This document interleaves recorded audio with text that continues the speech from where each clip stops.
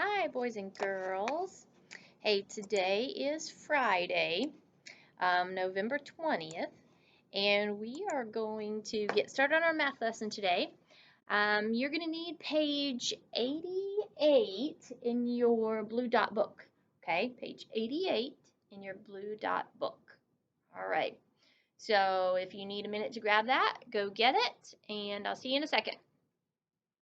Okay, so let's start with number one. It says Ty is 47 inches tall. Meg is 56 inches tall. How much taller is Meg? Which equation can you use to solve this problem? Circle all the correct answers. I see that word all. That tells me I'm probably going to have more than one answer to circle here. Okay. And since I know that Meg is taller, and I know that Ty is 47. If I subtract the two of those, then I would know how much taller Meg would be, okay? So before I even look at the equations they've given me, I'm going to come up in my brain with my own equation. So if Meg is 56 inches tall, and I subtract 47 inches from Ty, that should give me my answer, okay? So since we're talking about fact families, and we know there are always two subtractions and two addition equations or number sentences that go with each one, that's what's going to help me decide over here what goes with this one, okay? So I've got 56 minus 47, okay? Well, let's go ahead and write the other equations, and that'll make it easy to decide. So if I want another minus or subtraction, I would say 56, and then I would switch these two. Minus something equals 47, okay? Now I'm going to turn those into addition, which means I'm going to end with my bigger number. So I start with the number 47, and I add it to whatever the difference is, and I get 56. And then I can switch those two, and I can say question mark plus 47 equals 56, okay? Those are my four equations for this fact family. It's going to make it really easy to come over here and look. So I have A, 56 plus something equals 47. Do I see 56 plus anything over here equals 47? I don't. And if you think about that real carefully, 56 is kind of a big number. And then I'm going to add more to it to make it even bigger. Well, how am I going to get a smaller answer of 47? That doesn't really make sense to me. So A is not a good option for us, okay? How about 47 plus something equals 56? Looks the same to me. I think B is a good answer. Okay. What about 56 is equal to 47 plus something? Well, check this out, guys. If I move this here and erase the equal sign and add the equal sign here, do I have the same thing? 56 is equal to 47 plus something. All I did was take it from this side and say 47 plus something is equal to 56 and move it over here and say 56 is equal to 47. It's the same, okay? So yes, C is a correct answer. And then 56 minus something equals 47. 56 minus something is 47, okay? So do you see how going ahead and solving this problem and coming up with all four equations helped me over here? That's why it's a little extra work, and I know you guys aren't into doing extra stuff, but trust me, if you do this extra work, then you'll be happy because it'll help you get all the right answers over here. This one is really just thinking in your brain. It's called common sense. If you have a big number and you add more to it, it's going to get even bigger. Well, your answer can't end up being smaller, okay? It's just not going to work out. All right, a beagle weighs 26 pounds. A pug weighs 8 pounds less than a beagle. How many pounds does a pug weigh? Circle the correct answer. No problem. 26 minus 8, because it's 8 pounds less, equals, you know what? There are so many ways to solve this problem. Number lines, pulling it apart, counting to the nearest 10, add it. I don't even want to do that because 8's a pretty small number, so I can just count down in my brain, okay? Sometimes I use my fingers to help me, and that's cool. So 26, 25, 24, 23, 22, 21, 20, 19, 18. I come up with the answer of 18. Easy peasy. I'm not afraid if you use your fingers. I would hope that someday you'll be able to do it in your brain without using your fingers, but if you need to use them, fine with it, okay? Sarah has 52 pens. She puts them into 2 cups. Complete each equation to show some of the ways that she could put her pens into the 2 cups. Okay, well, this sounds a little confusing, so I'm going to go ahead and draw 2 cups, okay? So Sarah's got all these pens, and she's going to start sticking pens in this cup, just standing them up in these cups, okay? So we're going to think about how many ways she could do it. So if we say that she puts 26 in cup number 1, how many would she put in cup number 2 to get to 52? Well, in order to figure that out, we're going to have to minus. We would have to say 56 minus 26. And since they both, nope. Sorry, a little bit on the crazy train. I'm going to say 52 minus 26, okay? And I even wrote it again. It's been a long week, boys and girls. Whew. I meant to write 52. I wrote 56 twice. I don't know what I'm doing. But it's right now. 52 minus 26, okay? So in order to figure out what goes here, this is the equation I'm going to use, okay? There's lots of ways to solve this equation. What if we just line it up and go old school, old fashioned, whatever you want to call it? Let's try it, okay? Here's my line. Can 2 minus 6? Nope, it can't. So I'm going to borrow a 10. This is going to go down to 4 10s, and then I'm going to add 10 to 2. When I do that, I get 12. So now, can 12 minus 6? Yeah, and that's a double. 12 minus 6 is 6. And then 4 minus 2 is 2. So my answer is 26. Okay? Now, before I go solving this problem, I want to show you something. Right here, I have 26 plus 26 is 52. Here I have something plus 27 is 52. How much more is 27 than 26? Right, it's only one more. So if I have one more on this side, I'm going to have one less on this side. So since these were both 26, and I take this one up plus 1 and get 27, I'm going to take this side and minus 1 and get 25. I didn't even have to work that one out.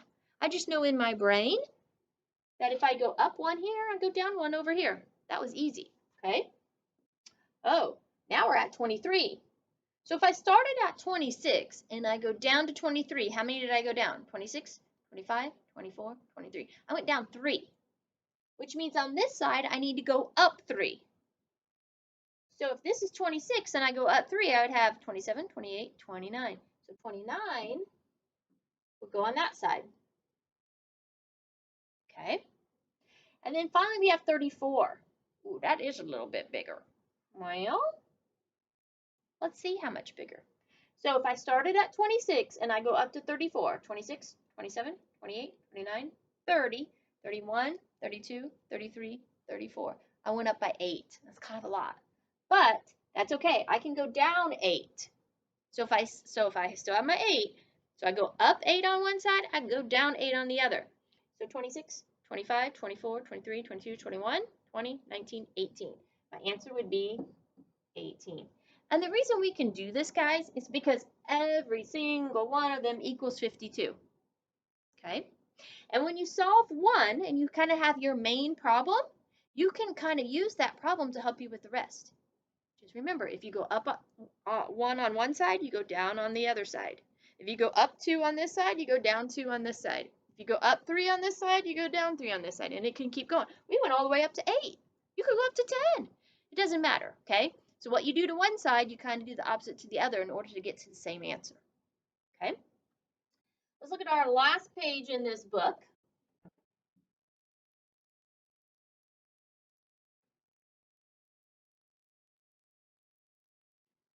It says there are 32 students in a school play.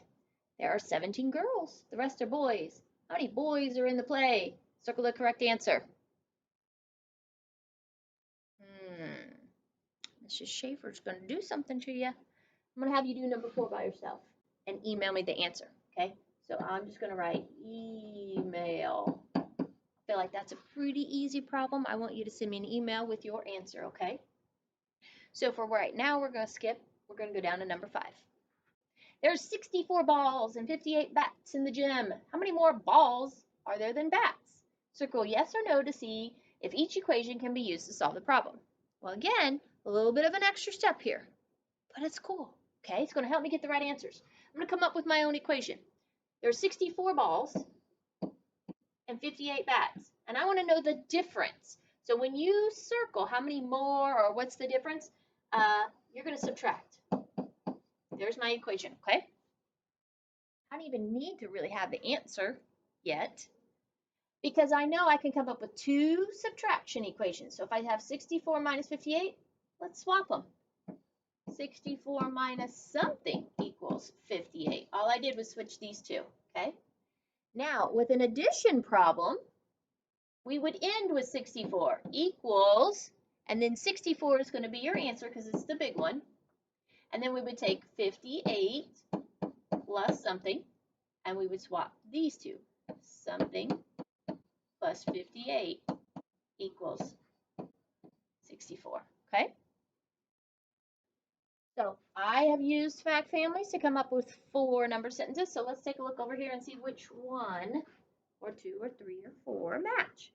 So I have 58 plus something equals 64. 58 plus something equals, oh, I like that one. That one works. So we circle yes.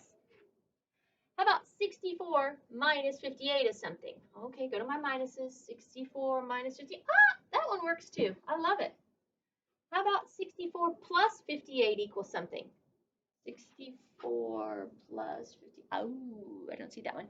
64 is my biggest number, okay? That's what I need to end with. I can't add 58 to it. And then I get a really big number, like 100 and something, okay? So that's a no. That one's just kind of making sense. You take 2 big numbers and add them together, you're going to get an even bigger number, okay? 64 minus something equals 58. 64 minus something equals 58. That's a good one as well, okay? So by doing this first, it helped me a lot over here. I always recommend doing it. Now, write a one-step word problem that uses addition or subtraction with 2-digit numbers and then solve the problem. Cool, we can do it. I'm going to go over here and I'm going to draw a stick.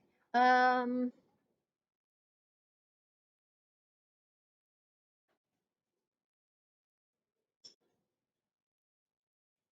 here, guys. Just get my sticks to draw so we can figure out who this problem is going to be about today. So mix them all up really well. Jacob's going to be our main person in the problem. Okay. Jacob scores double-digit number. That means it's going to have 2 numbers in it. 36 points. Okay. Obviously, if Jacob's playing a game, he's not playing it by himself. So, who's playing with him?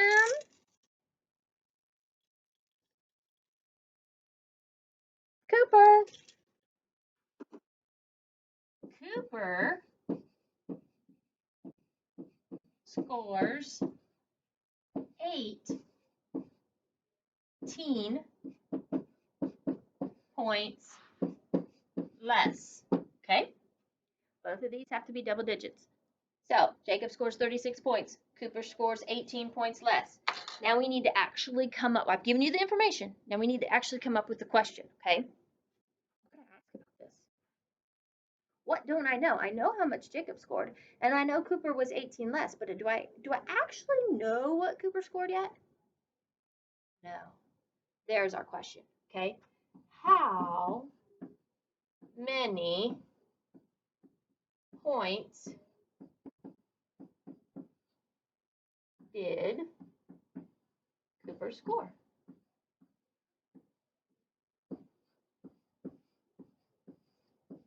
Okay. So, write this down. Get this in your book, okay? When you're done writing this down, guess what? want you to email me the answer to that. 2 things you're going to email me. You're going to email me one of these numbers, A, B, C, or D, with 49, 15, 13, or 12, and you're going to email the answer to this problem here. Okay? 2 things you're going to email me. You can do it, guys. See ya.